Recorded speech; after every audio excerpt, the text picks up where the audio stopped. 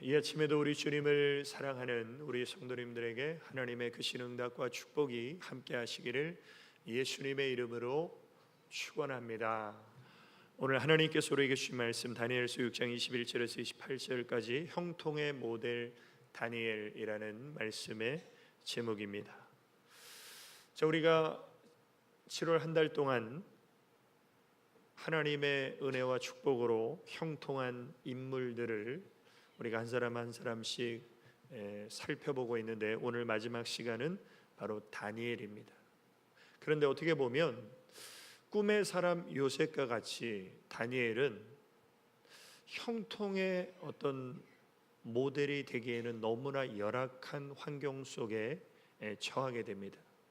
그것은 다른 것이 아니라 나라가 망하고 바벨론의 포로로 끌려간, 어떻게 보면 절망적이고 암울한 인생을 살 수밖에 없는 이 다니엘이 형통의 모델이 될 수 있었던 것은 바로 그 다니엘의 하나님을 향한 신앙 때문입니다. 그러면 어떻게 포로로 끌려간 나라에서 왕이 바뀌고 나라가 바뀌고 시대가 바뀌어도 계속해서 형통한 삶을 살 수 있었는가? 우리는 이 다니엘을 통해서 성경적 형통의 비결을 마음에 새기고자 합니다. 자, 첫 번째로 성경적 형통의 비결은 세상과 구별된 믿음의 정절을 지키는 것입니다. 자, 다니엘은 포로로 끌려갔지만 그래도 귀족 집안의 자제였기 때문에 왕의 어떤 호의를 받고, 그 포로로 끌려간 사람들 중에서 어떤 나라에 쓰임 받는 인재로 양성되는 기회를 받게 됩니다. 그리고 그 소년들에게는 왕의 진미가 하사되는 그런 특별한 혜택을 받게 됩니다. 그런데 다니엘은 그 왕의 진미를 거부합니다. 그 이유는 우상에게 바쳐진 음식을 먹는 것은 우상에게 절하는 것과 마찬가지고, 우상의 제물을 먹는 것은 하나님 앞에 자기 자신을 더럽히는 죄를 짓는 것이다 라는 믿음 때문이었습니다. 그런데 우리가 인간적으로 가만히 생각해 보면 포로 주제에 무슨 내가 뭐는 먹고 뭐는 먹지 않겠다는 말을 함부로 할 수 있습니까? 포로에게 인권이 어디 있어요? 특히 이 다니엘 시대 때 왕이 하사하는 진미를 거부하는 것은 어떻게 보면 왕에게 죽을 수 있는 대역 죄인이 되는 것이죠. 자, 그런데 다니엘은 하나님 앞에 믿음의 정결을 지키겠다라는 믿음으로 다니엘서 1장 8절에 보면 다니엘은 뜻을 정하여 왕의 진미와 그의 마시는 포도주로 자기를 더럽히지 아니하리라. 결국 이런 믿음의 정절을 지키겠다고 했던 이 다니엘의 믿음을 하나님이 보시고 환관장에게 은혜를 베푸셔서 열흘 동안 채식만 먹게 하는데, 다니엘의 얼굴이 고기를 먹는 소년들의 얼굴보다 더 환하게 빛나는 하나님의 역사하심을 통해서 이 위기도 잘 극복하게 됩니다. 자, 다니엘이 왕의 진미를 거부한 것은 믿음의 사람으로서 세상과 구별되려고 하는 정결한 마음이 있었기 때문이고, 이 믿음을 하나님이 기뻐하셨습니다. 그래서 우리가 십계명에도 보면 하나님께서 우리에게 하지 말라고 명하신 계명 중에 우상 숭배하지 말라는 계명이 있죠. 출애굽기 20장 4절 이하에 보면 너를 위하여 새긴 우상을 만들지 말고, 여기서 하나님과 우상의 차이를 발견하게 됩니다. 하나님은 하나님을 위하여 우리를 창조하셨어요. 그런데 우상은 우리를 위해서 우리가 만든 게 우상이에요. 그래서 하나님과 우상은 어떻습니까? 비교할 수 없는 거죠. 하나님은 우리를 창조하신 분인데 우상은 내가 만든 거예요. 그러면 만들어진 것보다 만든 사람이 더 위에 있지 않습니까? 근데 인간은 어리석게 우상을 만들어 놓고 그 우상을 하나님처럼 섬기는 어리석은 죄를 짓는다는 거예요. 그래서 하나님은 너를 위하여 새긴 우상을 만들지 말고 또 위로 하늘에 있는 것이나 아래로 땅에 있는 것이나 땅 아래 물속에 있는 것에 아무 형상이든지 만들지 말며 그것들에게 절하지 말며 그것들을 섬기지 말라. 그럼 왜 하나님께서 이렇게 우상 숭배하지 말라는 말씀을 강력하게 이 십계명에 두시고 하셨는가? 그것은 다른 맥락에서 두 마음을 품지 말고 두 주인을 섬기지 말라는 것입니다.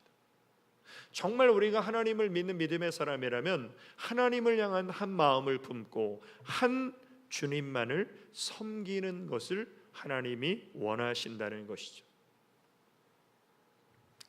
그래서 우리가 이 세상은 사실 간통죄가 폐지됐죠. 그래서 더 이상 간음과 간통을 죄라고 말하지 않는 시대를 우리는 살고 있습니다. 그러나 성경은 간통죄에 대한 처벌이 사형이에요. 그렇게 하나님 보실 때 무서운 죄가 간통과 간음입니다. 레위기 20장 10절에 보면 누구든지 남의 아내와 간음하는 자 곧 그 이웃의 아내와 간음하는 자는 그 간부와 음부를 반드시 죽일지니라. 아니, 이 세상은 간통죄를 폐지했는데 왜 성경은 간음한 두 사람을 다 죽이라고 경고하고 있습니까? 그것 또한 우상 숭배와 연관성이 있기 때문입니다. 다시 말하면 육적 두 마음을 품는 죄가 간통죄이고 영적 두 마음을 품는 죄가 우상 숭배입니다. 그러니까 우상을 숭배하는 것은 영적 간음죄라는 것이죠. 그러면 오늘 이 예배를 드리는 우리 성도님들은 우상 숭배에 대해서 자유하십니까? 우리는 흔히 그렇게 생각할 수 있어요. 나는 교회 나오니까 내가 무슨 우상 숭배하겠어? 그러면 오늘 우리 시대의 우상은 과연 어떤 것입니까? 이렇게 정의할 수 있습니다. 하나님보다 더 사랑하는 것이 나에게 있다면 그것이 나에게 우상입니다. 내가 하나님보다 더 사랑하고 하나님보다 더 의지하고 하나님보다 더 소중히 생각하고 하나님보다 더 귀하게 여기는 것이 나의 우상이에요. 그것이 어떤 사람에게는 돈입니다. 그것이 어떤 사람에게는 권력이에요. 그것이 어떤 사람에게는 자식이에요. 그것이 어떤 사람에게는 배우자입니다. 그것이 어떤 사람에게는 쾌락이에요. 이러한 우상들이 나에게 있다면 우리는 어떻게 됩니까? 이 우상을 부숴야 되고 성령의 불로 태워야 되고 예수님의 보혈로 씻어버려야 되고, 그래서 오직 하나님 한 분만을 섬기는 주님을 향한 한 마음을 회복하시기를 주님의 이름으로 축원합니다. 그래서 하나님은 우리가 죄악된 세상을 살면서 죄악에 물들지 않고 이 세상과 구별된 믿음을 갖기를 원하십니다. 그것을 우리는 거룩이라고 하는 거예요. 그래서 고린도후서 6장 14절에 보면 너희는 믿지 않는 자와 멍에를 같이 하지 말라. 의와 불법이 어찌 함께하며 빛과 어두움이 어찌 사귀며 그리스도와 벨리알이 어찌 조화되며 믿는 자와 믿지 않는 자가 어찌 상관하며 하나님의 성전과 우상이 어찌 일치가 되리요. 자, 이 굉장히 대조적인 표현이 지금 나오는 겁니다.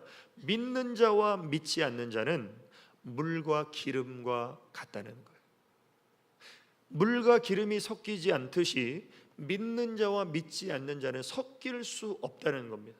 물론 우리가 이 세상은 하나님 믿는 사람과 안 믿는 사람이 함께 살고 있죠. 그러나 영적으로 보면 하나님 믿는 사람과 믿지 않는 사람은요, 인생에 가는 길이 달라요.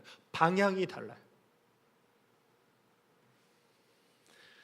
그래서 하나님을 잘 믿는 사람이 하나님 믿지 않는 사람을 만나서 결혼을 하게 될 때 하나님을 잘 믿을 수 있는 확률은 굉장히 떨어집니다.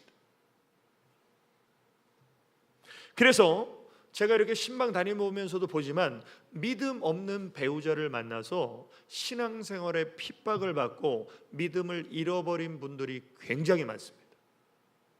물론 간혹 가다가 믿음 없는 배우자를 만나서 그 배우자를 포함한 그 배우자의 가족까지 하나님께로 인도하는 분도 혹 있어요. 그러나 그 확률은요 굉장히 떨어진다. 오히려 믿는 사람이 믿음 없는 사람에게 영향을 받아서 교회를 다니지 않는 경우가 대부분입니다. 그럼 여기서 우리가 뭘 알 수 있습니까? 그것은 사람은 선한 영향력보다 악한 영향력을 더 강하게 빨리 받는다는 거예요. 이건 우리가 애들을 통해서도 알 수 있습니다. 애들에게 부모가 좋은 것, 바른 것을 가르쳐요. 그런데 좋은 것, 바른 것은요 가르치는데 그 아이가 받아들이는데 시간이 굉장히 많이 걸리죠. 그런데 나쁜 것은 어떻습니까? 금방 배워요. 이게 어떻게 보면 죄인의 특징일 수 있어요. 다시 말하면 우리가 이 악한 세상의 죄악에 물들어 사는 것은요 저절로 돼요. 그런데 이 죄악된 세상에서 구별되어 거룩하게 사는 것은요 이건 굉장히 어렵고 우리 능력으로 불가능합니다. 그래서 하나님이 우리 안에 두신 분이 바로 성령 하나님이에요. 성령 하나님을 내 안에 두신 이유는 거룩하신 하나님처럼 우리도 거룩하게 살 수 있는 은혜와 능력을 우리 안에서 주시는 분이 성령 하나님이십니다. 그래서 하나님은 우리를 뭐라고 부르십니까? 하나님의 성전이다. 고린도전서 3장 16절에 보면 너희가 하나님의 성전인 것과 왜 우리가 하나님의 성전이 됩니까? 하나님의 성령이 너희 안에 거하시기 때문에 우리가 하나님의 성전이 되었다. 그러면 이걸 아는 사람은 어떻게 살아야 된다라고 합니까? 누구든지 하나님의 성전을 더럽히면 하나님은 그 사람을 멸하시리라. 하나님의 성전은 거룩하니 너희도 그러하니라. 오늘 우리 성도님들 심령에 성령 하나님이 거하신다면 내가 하나님의 성전이 되었어요. 근데 성전은 거룩해야 돼요. 성전을 더럽히면 하나님 그 사람을 멸하신다고 경고하십니다. 그러면 성전을 더럽히는 것은 다른 의미로 말하면 무엇입니까? 내 안에 계신 성령님을 내가 근심시키고 있는 것이 성전을 더럽히는 거예요. 그러니까 내가 하는 말이나 생각이나 행동이 내 안에 계신 성령님이 괴로워하시고 근심하신다. 내가 지금 성전을 더럽게 하고 있구나. 반면에 거룩한 삶은 무엇입니까? 내 안에 계신 성령님을 기쁘시게 하는 거예요. 내가 하는 생각과 말과 행동을 통해서 내 안에 계신 성령님이 기뻐하시고 흐뭇해하신다. 내가 하나님의 성전을 거룩하게 유지하는 거예요. 그래서 우리는 반드시 인생의 두 갈래 길을 갑니다. 하나님을 따라가는 십자가의 길이고 하나는 세상으로 내려가는 지옥길이에요. 그래서 우리는 하나님을 향한 한 마음을 품어야 되기 때문에 나는 하나님도 사랑하고 세상도 사랑해야지. 그러다가는요 가랑이 찢어져요. 세상과 하나님은요 동시에 다 사랑할 수 없습니다. 그래서 내가 정말 요즘 살아갈 때 내가 정말 세상 일에 분주하고 세상 친구들을 만나면서 세상과 벗이 되고 세상과 가까워졌다라는 것은 다른 말로 하면 하나님과 굉장히 멀어져 있다는 거예요. 심지어는 성경은 하나님의 원수라는 거예요. 야고보서 4장 4절에 보면 간음하는 여자들이요 세상과 벗된 것이 하나님의 원수임을 알지 못하느니요 그런즉 누구든지 세상과 벗이 되고자 하는 자는 스스로 하나님과 원수되게 하는 것이니라. 내가 세상과 가까워질수록 하나님으로부터 멀어져서 하나님과 원수 같은 삶을 살게 됩니다. 반면에 내가 하나님과 가까워지면 자동적으로 세상과 구별된 삶을 살게 돼요. 그래서 신앙생활을 열심히 하다 보면 어떻습니까? 세상 친구가 다 끊어집니다. 자동적으로. 왜 자동적으로 끊어집니까? 라이프 스타일이 다르거든요. 세상 친구들은 토요일 주일이 노는 피크 타임이에요. 그때 만나고 그때 놀러가고 그때 등산하고 그때 다 하죠. 근데 하나님 잘 믿는 사람은요 주일날이 하나님 앞에 예배드리며 사명 감당하는 날이에요. 그러니까 어떻습니까? 서로 삶의 스타일이 다르다 보니까 나 너랑 안 만날 거야, 그래서 관계가 끊기는 것이 아니라 삶이 다르기 때문에 자동적으로 끊겨요. 그래서 오늘 우리 성도님들 정말 내가 하나님만을 섬기는, 하나님을 향한 한 마음을 품고 이 세상 속에서 믿음의 정절을 지키는, 그래서 하나님과 친밀한 교제를 나누는 삶을 사시기를 주님의 이름으로 축원합니다. 두 번째로 성경적 형통의 비결은 믿음과 삶이 일치하는 것입니다. 한국 교회와 성도들의 취약한 점이 바로 여기에 있습니다. 믿음과 생활이 일치하지 못할 때가 많다는 것이죠. 자, 생활은 잘 못해도 믿음이 있으면 되지 않습니까? 라고 우리는 생각해 볼 수 있습니다. 그러나 우리의 생각에는 저 권사님 성경도 많이 알고 믿음도 좋고 교회 봉사도 잘하고 정말 믿음은 좋은데 인격이 문제가 있어. 사람들을 무시하고 성품이 좋지 않아. 그러면 하나님 보실 때 그분은요, 믿음이 안 좋은 분이에요. 믿음은 좋은데 성격이 고약한 사람, 믿음이 좋은 사람 아닙니다. 믿음은 좋은데 말과 행동이 뭔가 진실하지 않은 것, 믿음이 좋은 게 아니에요. 믿음은 반드시 행동을 수반하게 돼 있습니다. 그래서 야고보서 2장 22절에 보면 내가 보거니와 믿음이 그의 행함과 함께 일하고 행함으로 믿음이 온전케 되느니라. 오늘날 한국 교회는 믿음 따로 생활 따로이지만 다니엘은 믿음과 생활이 함께 가는 행함 있는 믿음을 가진 인물이었습니다. 그래서 믿음은 있는데 행동하지 않는 믿음을 성경은 뭐라고 합니까? 영혼 없는 몸이 죽은 것 같이 행함이 없는 믿음은 죽은 것이니라. 그래서 우리의 믿음은 반드시 행동으로 나타나고 드러나게 돼 있다는 겁니다. 믿음과 삶이 일치했던 이 다니엘은 정말 정직하고 깨끗한 사람이었습니다.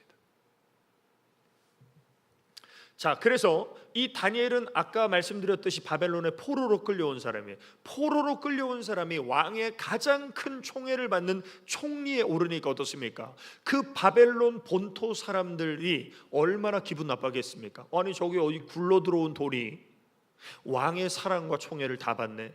저 다니엘을 어떻게 쓰든지 모함해서 찍어내려야지. 사실 이런 게 정치하는 사람들의 특징이죠. 저 사람 찍어내리고 내가 올라가는 것. 이게 세상이죠. 그런데 놀라운 사실은요, 다니엘이 얼마나 깨끗하고 정결한 사람이었는지 다니엘서 6장 4절에 보면 이에 총리들과 방백들이 국사에 대하여 다니엘을 고소할 틈을 얻고자 하였으나 능히 아무 틈 아무 허물을 얻지 못하였으니 이는 그가 충성되어 아무 그릇함도 없고 아무 허물도 없음이었더라. 정말 이런 사람이 전무후무하게 다니엘 유일하게 한 사람밖에 없어요. 우리나라 정치인 중에 이런 다니엘 같은 사람 한 사람만 있어도요, 이 나라가 바뀔 수 있어요.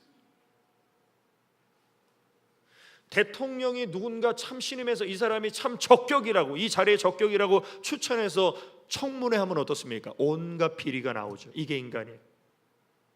그래서 인간은 벗기면 벗길수록 죄로 가득 차 있는 게 인간이에요. 털면 먼지 나는 게 인간이에요. 그런데 다니엘은 털어도 먼지가 안 나는 사람이었어요. 그러면 이런 사람을 우리는 존경해야 됩니다. 이런 사람을 우리는 도전받아야 됩니다. 그런데 문제는 이 세상에 하나님 안 믿는 사람들은요, 이런 사람을 미워한다는 거예요. 이게 현실이에요. 다시 말하면 저와 우리 성도님들이 세상 사람들과 함께 같이 죄짓고 막 흥청망청 살면요, 세상 사람들이 좋아합니다, 우리를. 그런데 세상과 구별돼서 내가 바르게 깨끗하게 정직하게 살면요, 세상 사람이 우리를 미워해.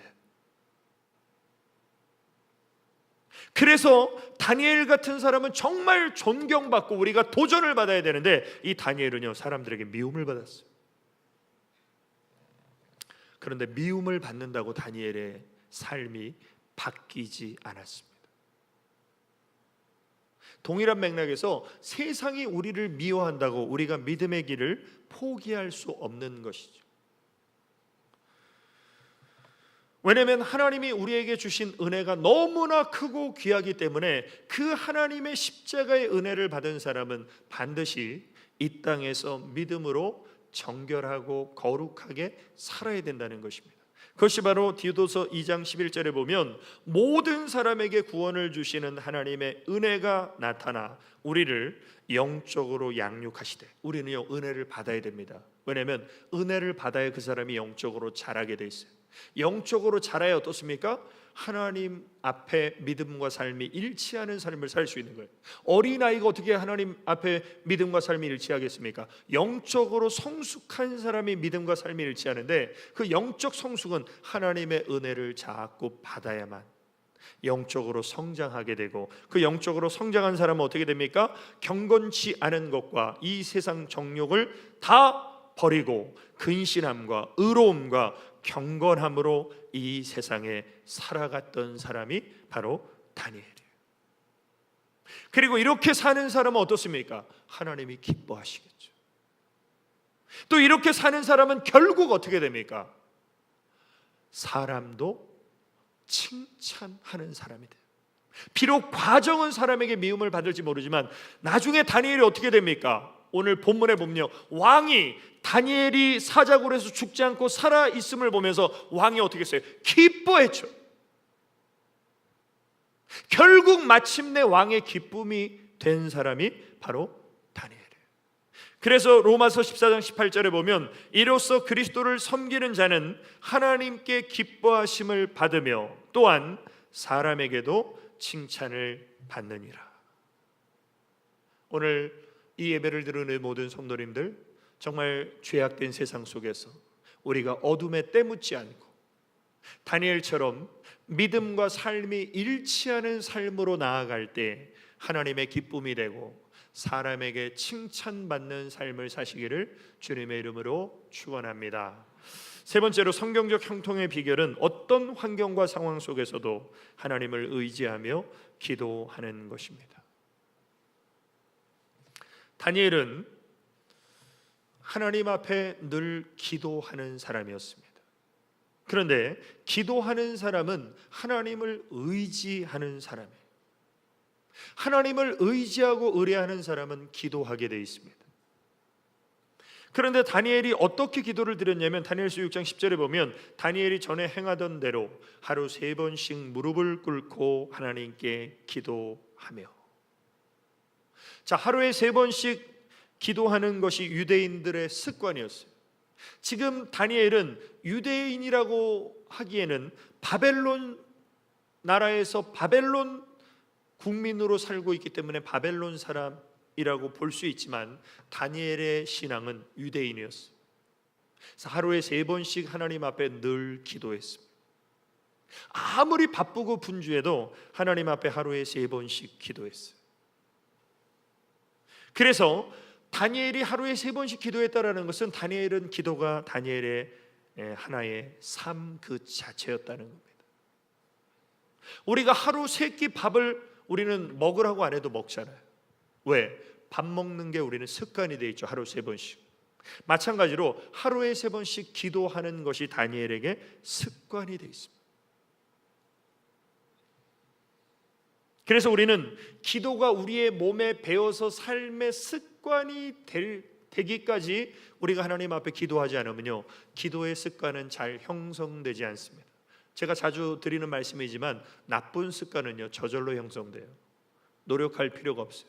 그런데 좋은 습관, 신령한 습관은요 끊임없는 몸부림을 쳐야 됩니다.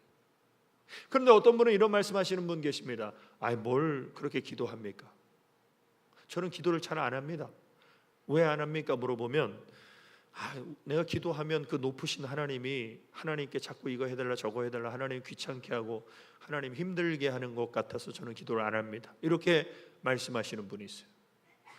또 어떤 분은 한술 더 떠서 이렇게 말합니다. 아니 목사님, 하나님은 전지하신 하나님이신데 모든 것을 다 아시는 하나님인데 내가 기도하지 않아도 하나님이 다 알아서 내 삶 속에 필요한 거 주실 거고, 뭐 기도합니까?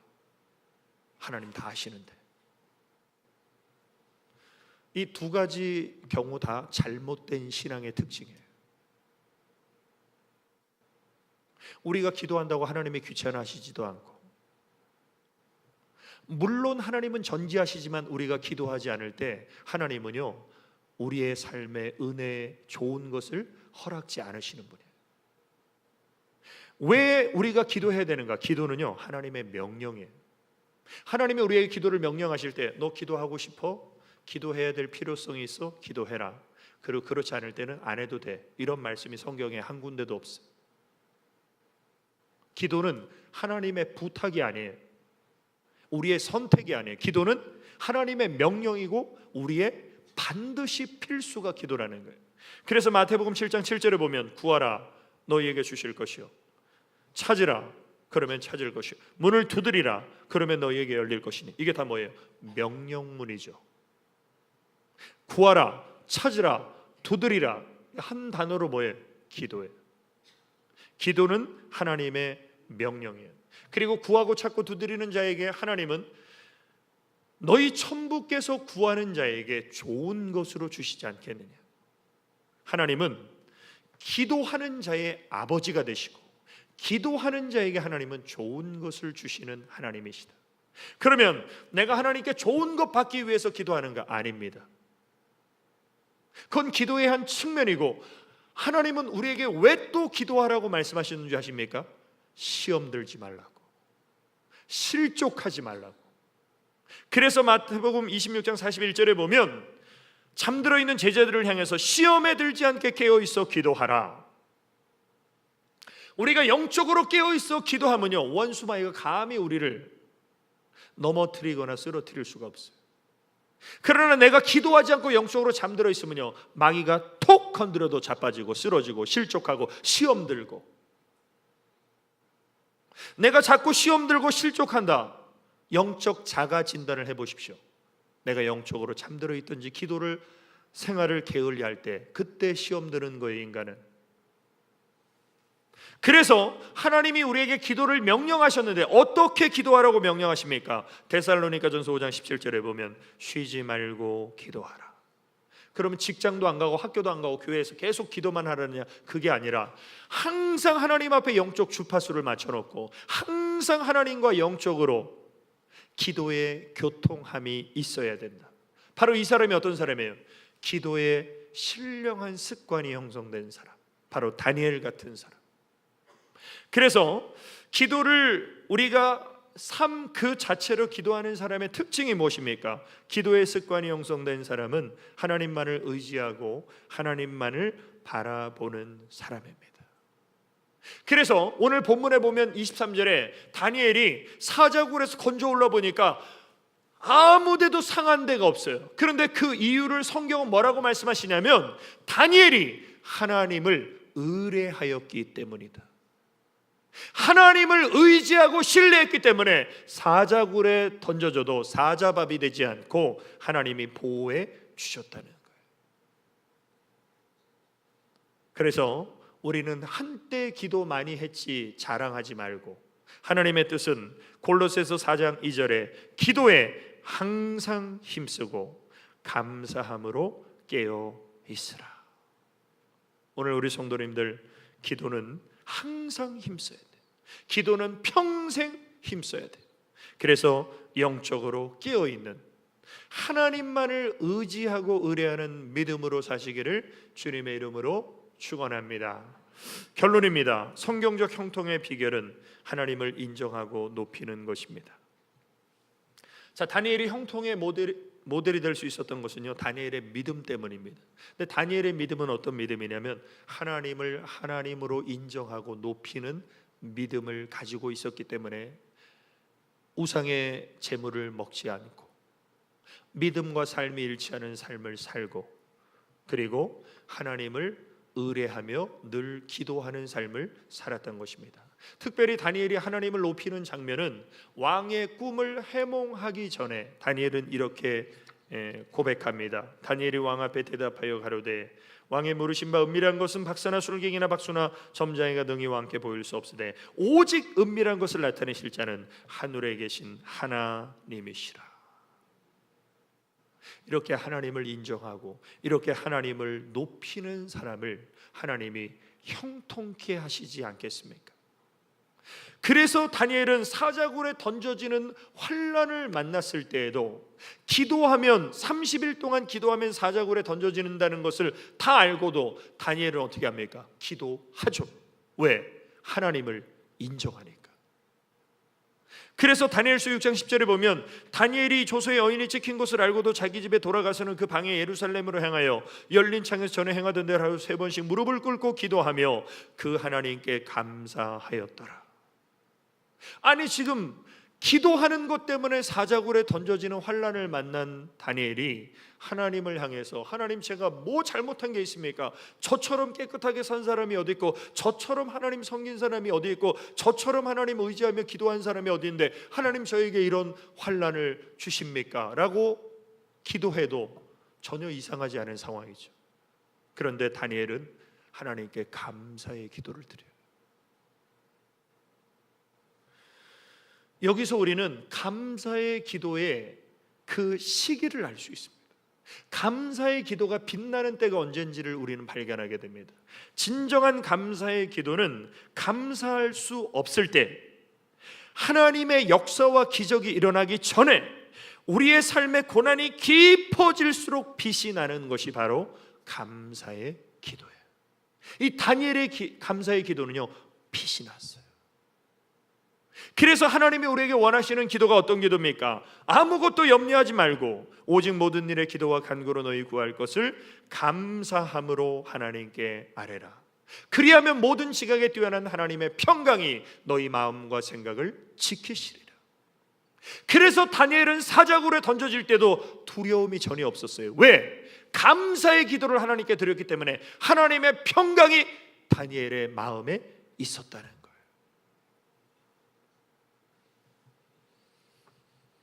오늘 사랑하는 성도 여러분, 우리 한 달 동안 믿음의 거장들을 통해서 성경적 형통의 비결을 마음에 새겼습니다. 이 5명의 믿음의 거장들을 통해서 정말 하나님은 어떤 사람을 형통케 하시고 복 주시는가? 첫 번째 믿음의 조상 아브라함의 성경적 형통의 비결은 무엇입니까? 하나님을 경외하는 믿음이에요. 우리가 하나님을 경외하는 믿음만 있어도 하나님은 그 사람을 형통케 하신다. 꿈의 사람 요셉의 성경적 형통의 비결은 무엇입니까? 하나님 앞에서의 믿음. 어느 곳에 있든지 무엇을 하든지 나는 하나님 앞에 있다. 이 믿음이 형통의 비결이라는 거예요.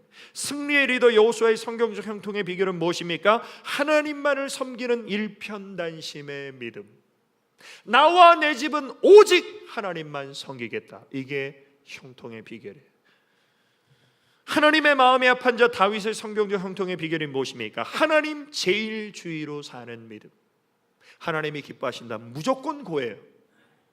하나님이 기뻐하지 않으신다, 절대로 안 해요. 누가 원하든. 그리고 오늘 마지막 형통의 모델 다니엘의 성경적 형통의 비결은 하나님을 인정하고 높이는 믿음. 자, 이 5명의 성경적 형통의 비결에 두 단어가 핵심적으로 공통되게 들어가 있죠. 뭡니까? 하나님과 믿음이에요. 다시 말하면 성경적 형통의 비결은 이 두 단어가 결정한다는 거예요. 하나님에 대한 믿음. 오늘 저와 우리 성도님들이 하나님에 대한 믿음을 어떻게 갖느냐에 따라서 우리 인생은요, 불통할 수도 있고 형통할 수도 있다. 왜? 하나님은 그 사람의 믿음대로 역사하시기 때문에. 하나님은 그 사람의 믿음만큼 역사하시기 때문에. 그래서 이렇게 하나님을 인정하고 높이는 다니엘을 하나님이 형통케 하시는데, 오늘 보면 28절에 보면 놀랍습니다. 이 다니엘이 바벨론 왕 다리오 왕의 시대와, 이 바벨론이 역사적으로 바사라는 페르시아에 의해서 망하죠. 그런데 다니엘은 안 망해요. 왜? 바사 사람 페르시아 왕 고레스 왕의 시대에 형통하였더라. 놀라운 거 아닙니까? 왕이 바뀌고 나라가 바뀌어도요, 다니엘은요 계속 형통합니다. 잘나서요 천만에요. 하나님을 인정하고 높이니까 하나님이 다니엘을 높여주시는 거예요.